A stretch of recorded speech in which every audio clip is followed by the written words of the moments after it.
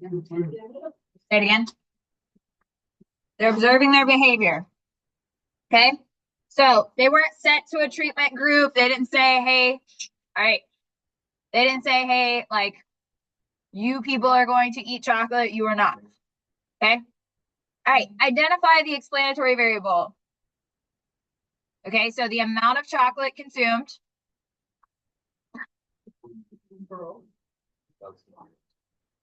right. And then identify the response. What was the response variable? So what were they looking at? Reduced risk of preeclampsia. So whether or not they got preeclampsia, right? Okay. Hey, Sal, come here, babe.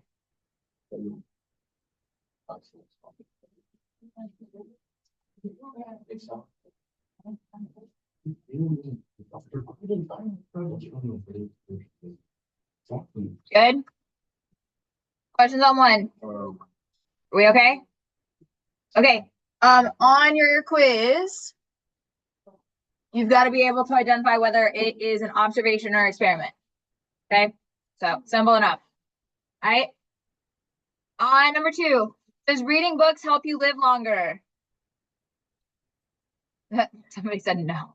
All right. Oh, I'm sorry. I totally skipped that.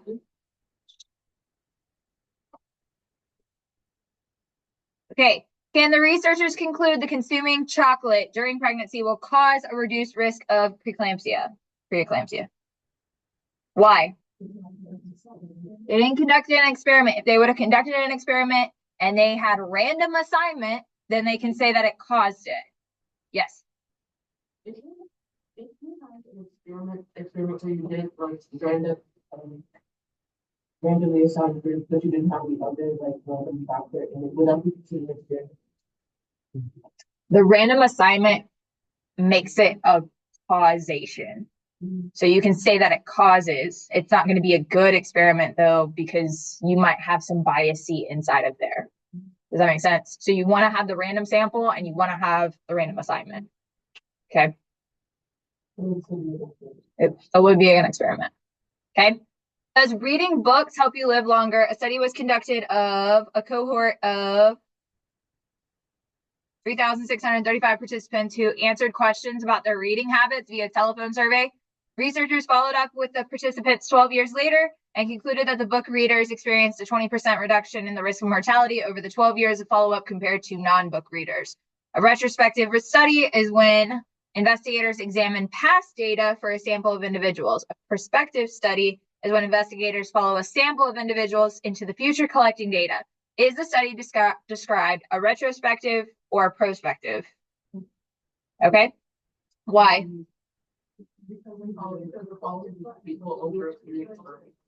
Okay. As we're looking at them later on, right?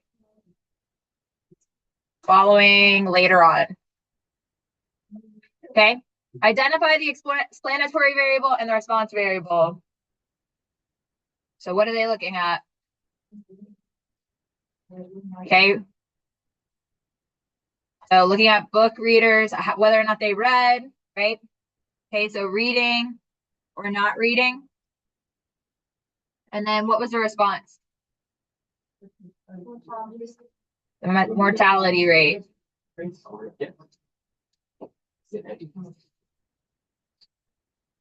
Okay. What's a confounding variable? Remind me. Yep. Okay. So what could potentially affect this experiment? Okay, like preconditioned things. Okay. Their lifestyle, their age.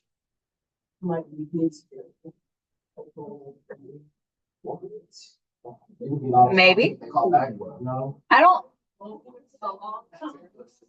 If they're like opting out, that's not like part of the data. You would also look at maybe education level. Yeah. So like people who maybe only have a high school diploma.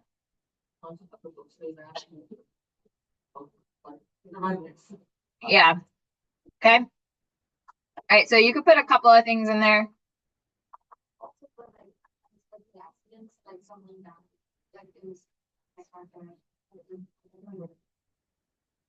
I feel like that's how you like set up your experiments. Like you exclude like if they die from like ulterior motives, like that's not part of that. But, yeah. Like crazy accidents don't count.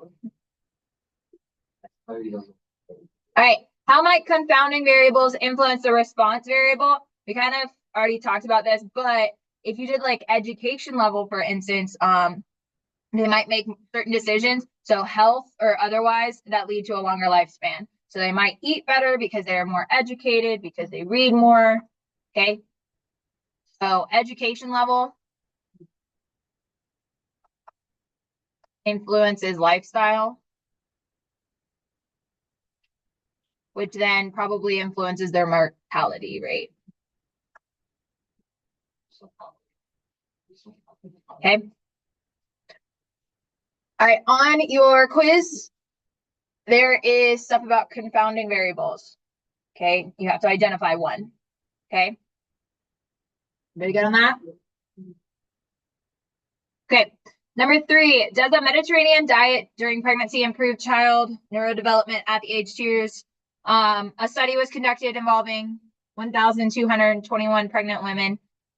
The women were randomly assigned into 3 groups for 4 weeks during their pregnancies: a Mediterranean diet intervention, a stress reduction program, and usual prenatal care with no interventions. A total of 626 children were assessed at age 2, and it was determined that children in the Mediterranean diet had higher scores in the cognitive domain and social emotional domain than in the usual care group. Okay, so is the study an observation or an experiment? Why? Okay, so it is an experiment because there is a treatment and non-treatment group.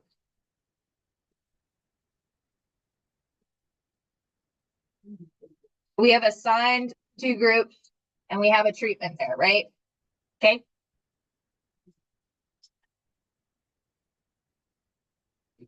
All right. On B, based on the results, can the researchers conclude that eating a Mediterranean diet during pregnancy caused higher scores? Can we conclude that?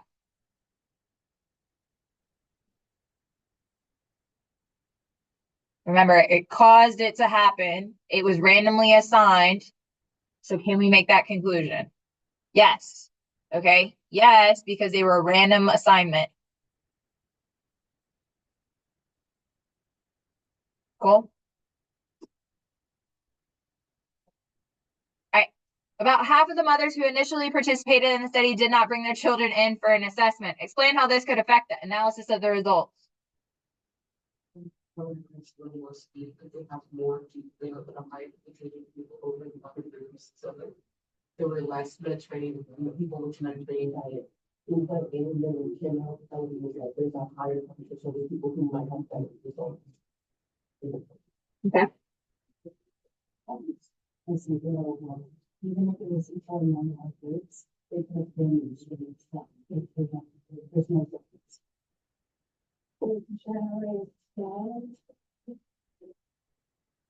That kind of creates like bias, maybe just a little bit more. Okay, all 3 of those, fine. Yep. We can say that caused it. Yep. Now remember, you have to look at your sample and your population because you can only speak on that population.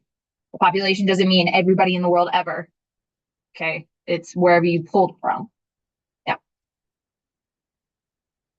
All right, number 4. Does the wording of a request impact children's willingness to help?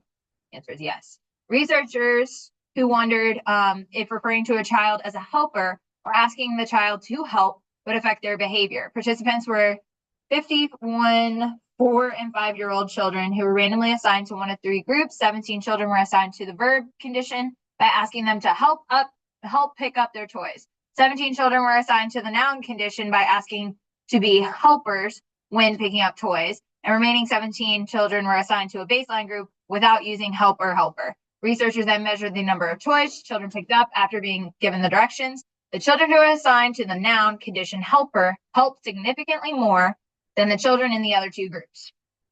Okay, so you're gonna draw an outline of the experiment. What's the first thing we're gonna start with? Okay, so how many do we got? Okay, 51, 4 and 5-year-olds. And this actually works with 4 and 5-year-olds, just FYI. Can you be my helper? Okay. All right, then we're going to do what? Randomly assign, okay, to these different groups. What are our groups going to be? How many groups do we have? 3. Okay, so we're going to have group 1, and that's going to be verb condition. Okay, we got group 2, and that's going to be what? Noun. And then group 3, which is going to be what? Okay, so no treatment or baseline or whatever you want to call it there. Okay, how many people are in each group? Okay, so 17. Remember, we always want to list out like the numbers. Okay, and then at the very end, what are we going to do? Compare how many toys are picked up.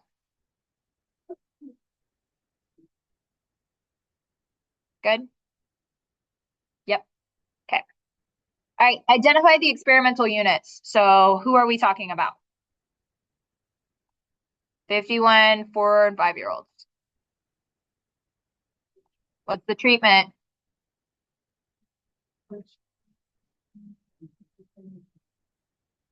Verb, noun, and then baseline, or you can say no treatment. Identify the response. So what did they do? Okay, number of toys picked up.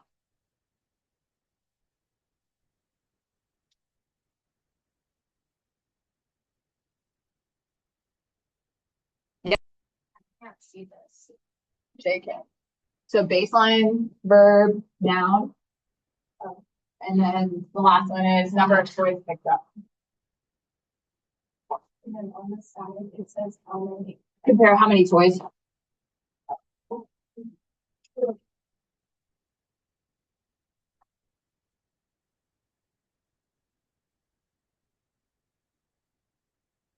right, look at number 5. Take a second. I know I didn't ask you to do this one. Go ahead and select which of the following describes the type of study that was conducted and the response variable.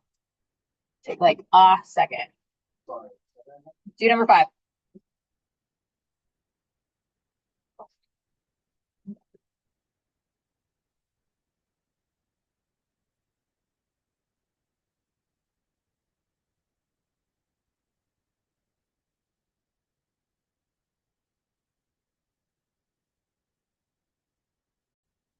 Is it an observation or is it an experiment?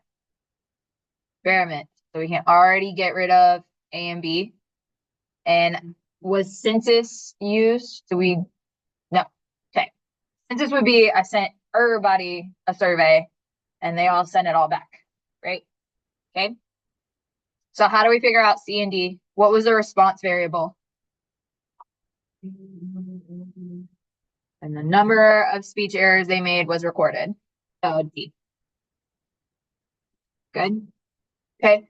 On your quiz, it's going to ask you to describe the sample process, identify the population in the sample,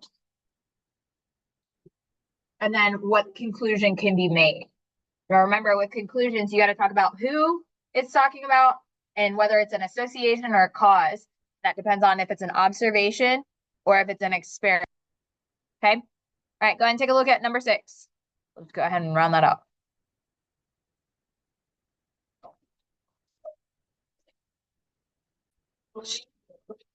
Okay, so on number 6, what'd you get? A. Okay, so the customer's preferred seating option. Okay, which of the following was a confounding variable? It was preferred seating option. Good? Yes. Yes. Okay, hold on one second. We had stratified random sampling, we had simple random sampling, we had cluster sampling, and we had systematic sampling. So first of all, if we have simple random, that's we number everybody and then we use a random number generator and we take a sample from that. Everybody good on that one? Okay. We would just label everybody 1 to however many there are of you. Okay, and then we would just pull. Okay, all right, stratified. I would say, okay, I'm gonna break these into rows or columns, or I would split you into boys and girls, and then do a simple random sample. Does that make sense? Okay. Cluster is, hey, I'm gonna split these into groups, and I'm gonna take everybody from that group. Okay. So everybody get the difference between stratified and cluster. I don't get cluster, because in the textbook, it says they have to be near each other, like physically near. So that would be like the neighborhoods example. So I have, Gwinnett County, and I'm gonna look at neighborhoods or school districts. Does that make sense? That would be a cluster of organizations. Okay? Yes.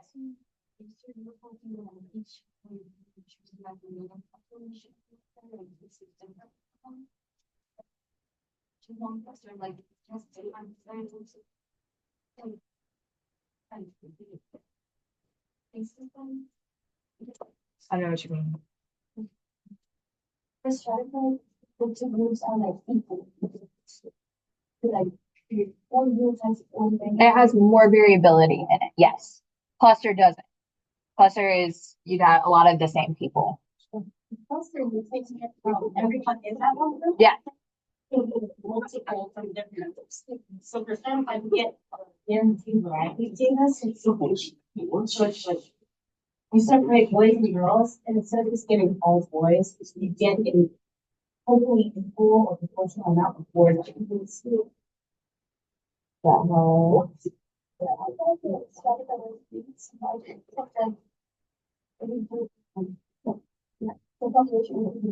They're all coming from this, like, I'm taking this row and I'm gonna pull from this row.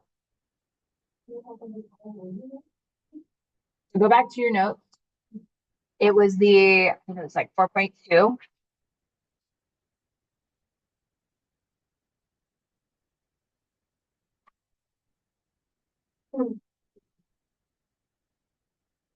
Okay, so if I did this, I'm gonna randomly generate from the rows, right? From each rows, I'm gonna randomly generate. So I'm going by rows. Okay, I'm gonna pick a number. Boom. I'm gonna pick another number from this row. I'm gonna pick another number from this row. Pick another number from this row. Another number from this row. So it's like I get a random sample from each row. Yes, that's stratified. If I was doing cluster for this, how would I do it? Okay, so I would say, hey, I'm gonna do everybody from this row. I would say pick a random column, and I would do everybody from that column. That would be cluster. Yes. What if you do everybody? Same thing. That's still cluster. Yeah. If it's everybody in that same location, that's cluster. It doesn't matter. Right. Does not matter. Yes. On the challenge, there are cluster example, the first one is homogeneous, the second one is like, you know what I mean? Like, What's the difference? Because I think it's like the same, like, row or column. So on that first one, you don't stop talking. You don't stop. Just letting you know. Okay, cluster sample. If I take a row, that means everybody in that front row is going to be row height for Taylor Swift, right? Okay, so that makes them all kind of on the same playing field. If I do a column, now I've got people who really like Taylor Swift to people who may not like Taylor Swift.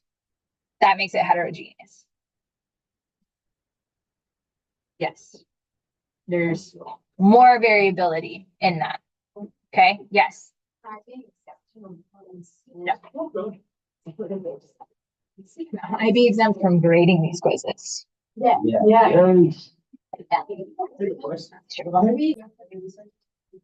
Okay, so convenient sampling is easier for the researchers to take data.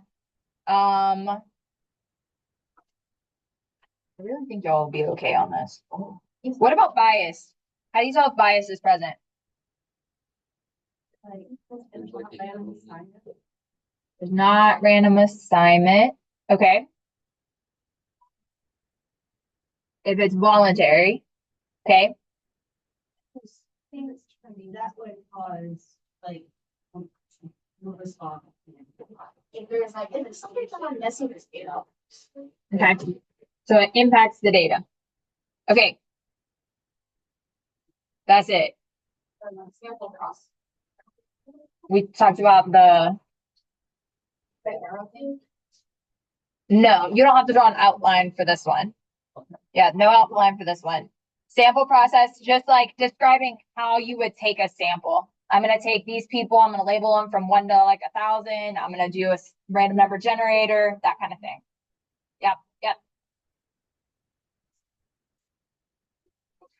No, no, I think I took that one off. All right, do me a favor.